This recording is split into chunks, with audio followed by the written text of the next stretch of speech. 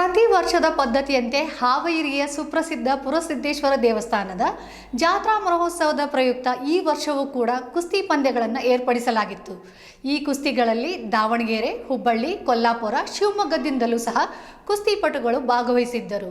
ಯಾವುದೇ ಅಹಿತಕರ ಘಟನೆಗಳು ನಡೆಯದಂತೆ ಅಚ್ಚುಕಟ್ಟಾಗಿ ಕುಸ್ತಿ ಪಂದ್ಯಗಳು ಜರುಗಿದ್ದವು.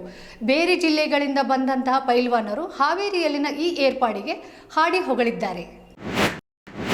ಹೌದು, ಅತಿ ಹೆಚ್ಚು ಮಠಗಳನ್ನು ಹೊಂದಿರುವ ಜಿಲ್ಲೆ ಹಾವೇರಿ ಎಂಬ ಪ್ರತೀತಿ ಇದೆ. ಅದೇ ರೀತಿ ಹಾವೇರಿ ಜಿಲ್ಲೆಯಲ್ಲಿ ಜರುಗುವ ಜಾತ್ರೆಗಳು ಕೂಡ ಬಲು ಅದ್ದೂರಿಯಾಗಿ ಆಚರಿಸಲಾಗುತ್ತದೆ. ಹಾವೇರಿಯ ಹೃದಯ ಭಾಗದಲ್ಲಿರುವ ಪುರಾತನ ಕಾಲದ ಪುರಸಿದ್ದೇಶ್ವರ ದೇವಸ್ಥಾನದ ಜಾತ್ರೆ ಕೂಡ ನಡೀತು. ಈ ಪ್ರಯುಕ್ತ ಪ್ರತಿ ವರ್ಷದಂತೆ ನಮ್ಮ ಹಳೆಯ ಸಂಸ್ಕೃತಿ, ಆಟ, ಕಲೆಗಳು ನಶಿಸಿ ಹೋಗಬಾರದೆಂದು ಈ ವರ್ಷವೂ ಕೂಡ ನಗರದ ಜಿಲ್ಲಾ ಕ್ರೀಡಾಂಗಣದಲ್ಲಿ ಕುಸ್ತಿ ಪಂದ್ಯಗಳನ್ನು ಏರ್ಪಡಿಸಲಾಗಿತ್ತು.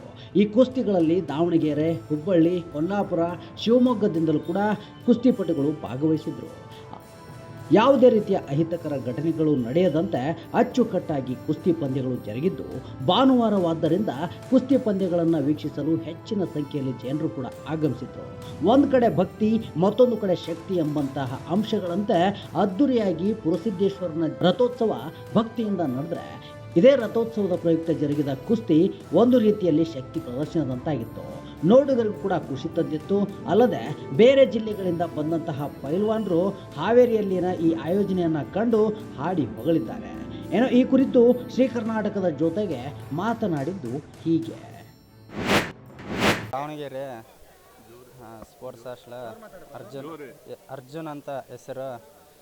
ರಾಷ್ಟ್ರಮಟ್ಟ ಆಡಿದ್ದೀನಿ, ಮತ್ತು ಕರ್ನಾಟಕ ಬಾಲಕಂಠರವಾಗಿನಿ, ಮತ್ತು ಕರ್ನಾಟಕ ಬಾಲಕೇಸರಿ ಆಗೀನಿ. ಖುಷಿ ಆಯ್ತು ರೀ, ಅಲ್ಲಿಂದ ಇಲ್ಲಿಗೆ ಬಂದಿದ್ದಕ್ಕೆ. ಕುಸ್ತಿ ಆಡಿಸಿದ್ರು, ಒಂದೊಂದು ಕಣದಲ್ಲಿ ಕುಸ್ತಿ ಆಡಿಸಲ್ಲ ಏನಿಲ್ಲ, ಇಲ್ಲಿ ಕುಸ್ತಿ ಆಡಿಸಿದ್ರು, ಖುಷಿ ಆಯಿತು.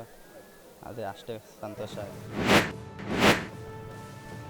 ಪ್ರತಿ ವರ್ಷದ ಪದ್ಧತಿಯಂತೆ ನಾವು ಹಾವೇರಿಯ ಪ್ರಸಿದ್ಧ ಪುರಾತನ ದೇವಸ್ಥಾನವಾದಂಥ ಪುರಸಿದ್ದೇಶ್ವರ ದೇವಸ್ಥಾನದ ಜಾತ್ರಾ ಮಹೋತ್ಸವದ ಅಂಗವಾಗಿ ನಾವು ಪ್ರತಿ ವರ್ಷವೂ ಕುಸ್ತಿ ಏರ್ಪಡಿಸ್ಕೊಂತ ಬಂದಿದ್ದೇವೆ. ಇವತ್ತಿಂದಲ್ಲ, ಇದು ಮುತ್ತಾಜ್ಜನ ಕಾಲದಾಗಿಂದ ನಡ್ತಕ್ಕಂಥ ಬಂದಂಥ ಕಾಲ ಇದು.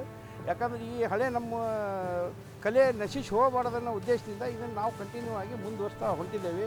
ಯಾವುದೇ ಕಾಲಕ್ಕೂ ಇದುವರೆಗೆ ಯಾವುದೂ ತೊಂದರೆ ಆಗಿಲ್ಲ. ಯಾರಿಗೆ ಪೈಲ್ವಾನರಿಗಾಗಲಿ, ನಮ್ಮ ಕಮಿಟಿಯವರಿಗಾಗಲಿ ಯಾವುದೂ ತೊಂದರೆ ಆಗಿಲ್ಲ. ಎಲ್ಲ ಥರದಿಂದ ಪುರಸಿದ್ದೇಶ್ವರ ಆಗಲಿ ಪ್ರಾಮಾಣಿಕತೆಯಿಂದ ಇಲ್ಲಿ ಮಟ್ಟ ನಾವು ನಡ್ಕೊಂತ ಕುಸ್ತಿ ಆಡ್ಕೊಂತ ಬಂದಿದ್ದೀವಿ.